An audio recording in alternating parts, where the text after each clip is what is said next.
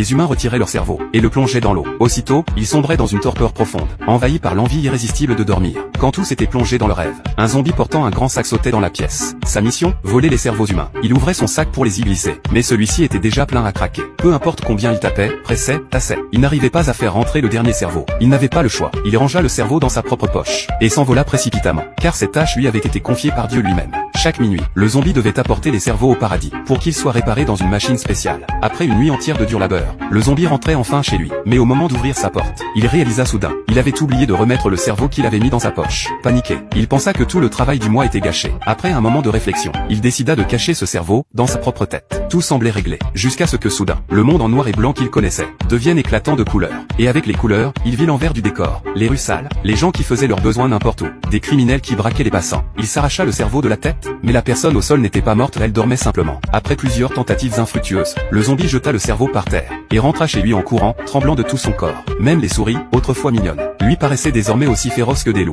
Il bondit par la fenêtre, tomba dans une énorme benne à ordures. Mais cela lui importait peu. Terrorisé par un boucher, il prit la fuite à nouveau. C'est alors qu'il comprit, collecter les cerveaux humains faisait partie d'un vaste complot orchestré par Dieu, pour leur ouvrir les yeux sur ce qu'il refusait de voir.